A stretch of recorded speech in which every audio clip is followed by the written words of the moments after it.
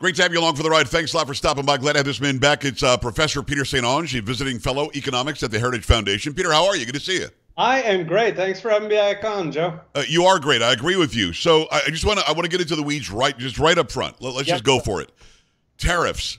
So the way that Trump is saying that tariffs used to work, and I think he's right, is historically we look at it, there wasn't any of this, big taxation going on. What we did was we made the money through tariffs. If you wanted to build stuff outside of the United States and then have us import it, we're going to add a bunch of tariffs on it so that it would be an even playing field for competitors here that were doing the same thing. Is that in a nutshell what it is?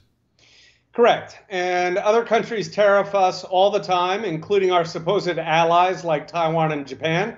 And we are these suckers at the table. We never tariff anybody.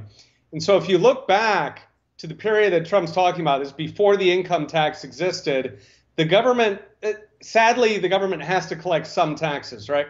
And one of the least damaging taxes of all is a tariff. One of the worst taxes of all is an income tax, because an income tax punishes you for producing stuff for, by the way, competing with foreigners. Right. So the way that we do it today is that we don't tax the foreigners, but we do tax, because of the income tax, we do tax our own people, so we are at a disadvantage. What Trump wants to do is not only level that playing field, but he wants to take away that harmful income tax, which shrinks our economy. It makes people produce less, invest less. He wants to take that away and replace it with a tariff that puts the pain on foreigners. It is Peter St. Onge. Go to petersaintonge.com or Prof. St. Onge. Is it Prof. St. Onge or Prof. Peter St. Onge on X? It's profsaintonge.com. That's the one. Boom. All right, go there and make sure you follow everything that he does over on X and elsewhere. So what was the initial intention of the income tax? Some people will say it was put in, but it'll never be higher than 1%. It was put in, it'll never be higher than 3%. Now we've got this progressive tax rate, which is completely unfair. What was the inception? Weren't there promises made early on? Absolutely. Every single tax that comes in is always going after the 1%. That's how they sell the tax. That is pure marketing. And almost immediately, as soon as they get that, the rat's in the trap closes, right? Once they've got you in there, they jack the tax up. So when the income tax first came in, it hit the top 1%. It might have even been the top 0.1%. I mean, you had to be a millionaire to get hit with the income tax. It was something like 3%. So that was pretty easy for people, right? For the average voter, they said, well, look, I'm not a millionaire. It's only 3%. Seems like, fair.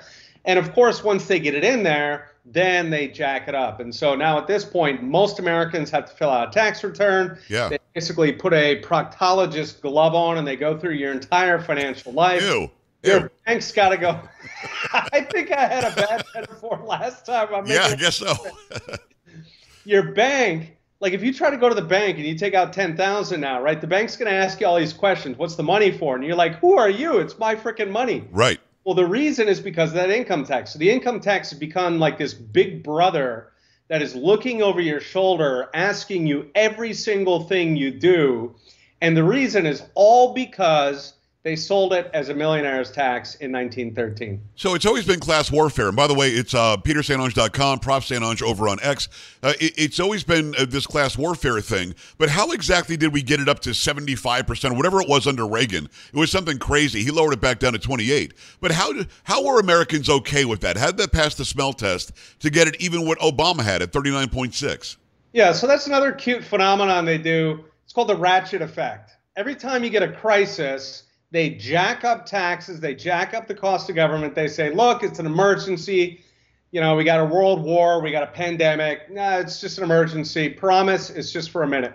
And then once they do that, people accept I think during World War II, it was 92% at one point. Wow. The tax rate, which, what are you going to go to work for at 92% tax rate? But then what they do is once the crisis is over, they don't bring it back down to what it was. They bring it back down about halfway. So they do that every single time, and you end up with this ratchet, right? So it goes from 1 to 10, back down to 5. 5 to 12, back down to 8. Yeah, right. Every time it ratchets up. By the time you turn around, a lot of people, like on Twitter, they talk about how we had the revolution over, what was it? I don't know, like a 5% tax on tea. Yeah, it was on tea, right. And now half of the money that you make, you're handing over to these goblins in Washington, these pot-bellied goblins.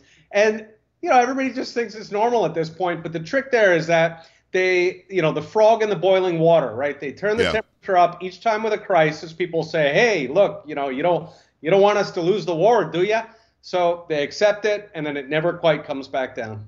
Yeah, or they'll say, "Why don't you care about the children?" Or why don't you want your fair share from the top 1%? Peter, why have people bought that? If they get more from the top 1%, which is already paying 45%, or the top 10%, which is already paying 75% of all taxes, if they get more from them, do they think they're going to write me a check? They're not going to send the money to you and me. They're not going to send the money to those watching and listening. The government's going to waste it somehow. Maybe pay down the interest on the debt a little bit. Well, they're going to do more than waste. A lot of it's going to go to hire parasites who are going to spend their jobs coming after you. Right. So you have these bureaucrats. For example, if you own a small manufacturer, holy cow, man, you have got about 10 regulators on speed dial. Every Tuesday they come by and find some crap that you got to pay $20,000 for. Right. So you are paying tax. Like if they lit the money on fire, I actually would be okay with that. That's unfortunately not what they do. They hire EPA bureaucrats. They hire FDA, these corrupt FDA bureaucrats. They have this entire occupying army of regulators paid by you to harass you. It's crazy, and we're paying for them. It's nuts to me. We'll get into property tax next time, but the taxation and the so-called economic plans of the two candidates, Trump and Harris. Harris keeps on touting on the campaign trail that somehow all of the economic, smartest people on the brainiacs on the planet all say her plan will grow the economy and Trump's plan will subtract from the economy. What's true? Yeah, so the trick here is that academics are prostitutes is a strong word, but academics will say that's a pretty strong word, Peter. Yes. Right. And the left has been very, very skillful at capturing universities. Right, they are full-blown left-wing. Universities create Nobel Prize winners. They create, the most prestigious prize winners across the economy. And so, of course, if you are the left-winger running, if you're like Bernie Sanders, yeah, all these guys are going to endorse your plan because they're paid to. They are part of this sort of institution that is trying to expand government power at the expense of the people. So, does Kamala's plan expand the government at the expense of the people? Absolutely. Yes. That's why they love it. And after that, it's just details. They're going to come up with whatever statistics they need to. They're going to cook the numbers. They're going to play with the statistics to come out with whatever result they want. It's Peter St. Onge. He's an economist, very, very smart dude. Can Trump end taxes on tips? Can he end taxes on overtime? Can he end taxes on Social Security? Is that doable? He would need Congress. And in order to get Congress, he needs the people.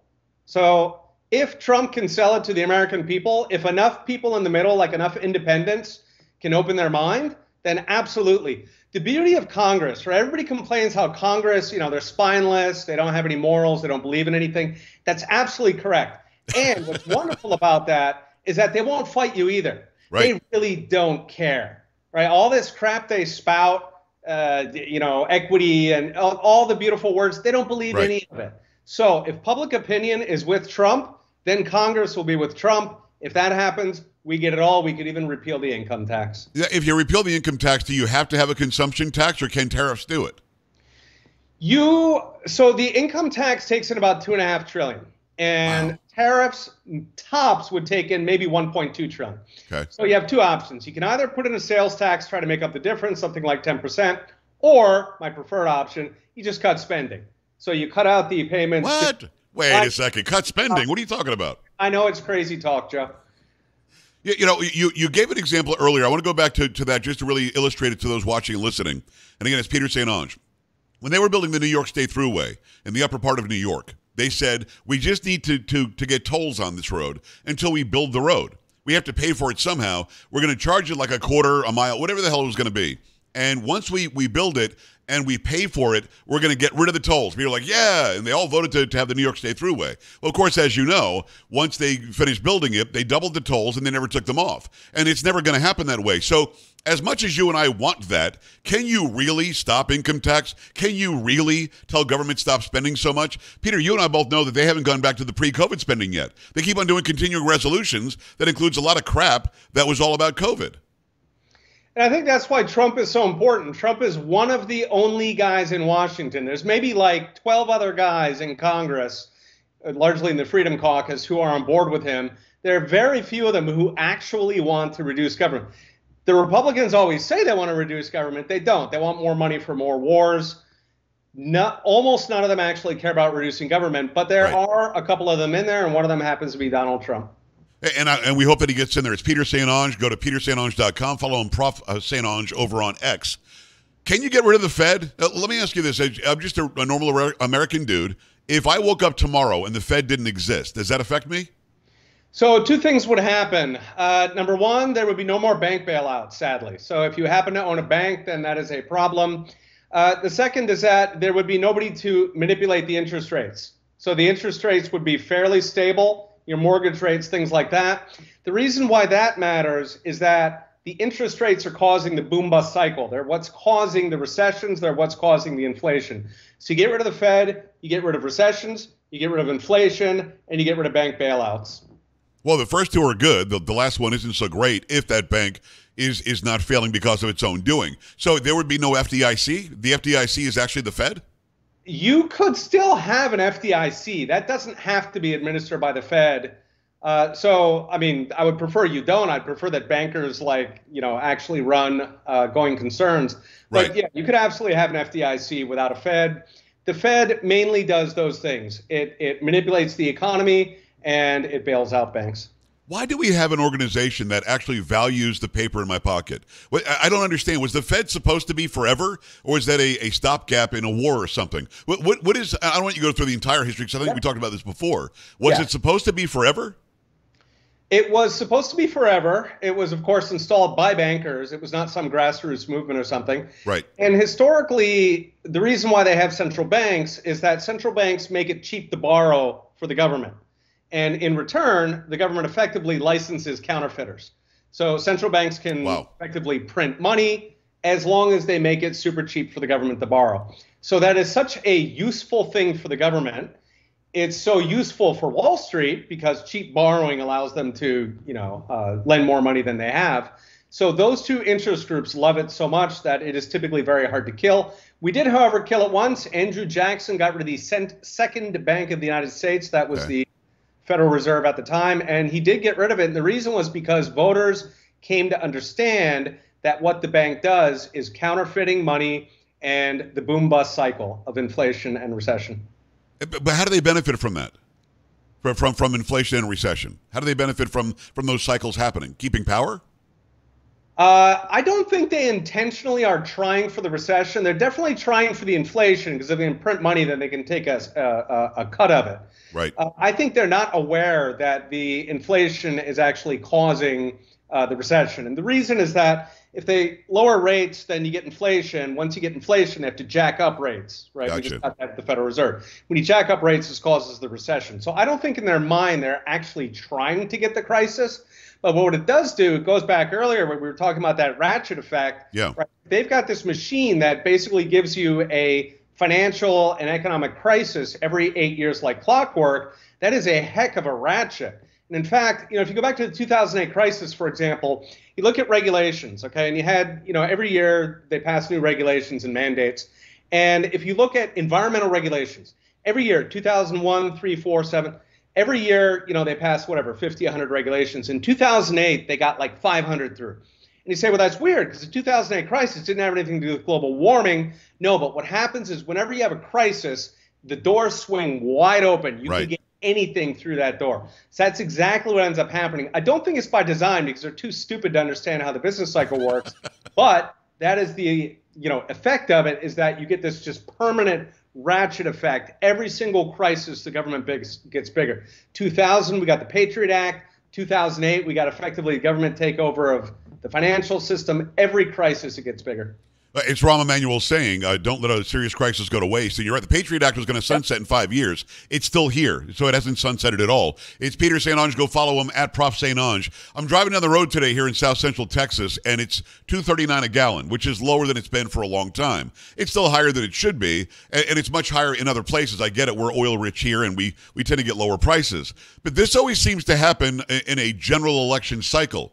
Yep. Is there something that Biden or Harris or that administration is doing to cause the prices to go down to say, hey, look, the prices went down, vote for me? Or is that just something that happens? Yeah, there's a couple of things they do. So one of them is that they release from what's called the Strategic Petroleum Reserve, and that's supposed to be this reserve in case we get attacked or we have a supply disruption or something. Right. We can still put gasoline in the ambulances. So they've been draining that down before elections. The other thing they did is Israel just yesterday bombed Iran because Iran keeps lobbing missiles at them and funding terrorists. Right. Very pointedly, the Biden-Harris told them don't hit the oil facilities. Don't hit Iran's oil facilities because they need oil to not spike. Now, what happens after November 5th? Well, then who cares, right? So that's kind of a broader concern. There are all of these mandates and regulations laid on fracking and drilling, and a lot of those, they are set to delay until right after the election. Wow. Right, and so I think people have got to understand, we haven't seen anything yet. They got all the good stuff, all the stuff that's really going to crush the economy, that's going to crush energy. That's coming immediately after the election. They got to get your vote first, and then they're going to hit you on the head with it. It's also sick. I've got less than a minute with Peter St. Onge. Peter, if you don't mind, let me know what happens should Trump win and should Harris win on November 6th. Let's say we get a result November 5th, which we're not going to get, but let's say that we do in a dream world. If it's Harris, what happens to the economy? If it's Trump, what happens to the economy? I noticed watching these, all of my life, that the day after, even though the president doesn't take over till January 20th, there's usually an effect economically. Yeah, if Trump wins, stocks are going to jump because there's going to be a hope that we can avoid the coming recession. And the reason for that is that a recession is when you've got a whole bunch of businesses failing at once. That's what we've been headed to for the better part of a year now. Right. If Trump comes in, there's a chance he'll do the same policies as 2016. Those were rocket fuel for the economy. They grew small business. That could be big enough to overwhelm the recession, and we could skip the next recession. So that's what I'm hoping for. Amazing stuff always from Peter St. Onge. Thanks for coming on. I hope for a good result November 5th. And let's keep on doing this, Peter. Thanks a million. Absolutely, Joe. All right, brother. Go follow him now, peterstantonge.com, and also at Prof. St. Onge over on X. And we're back after this. Stay right here.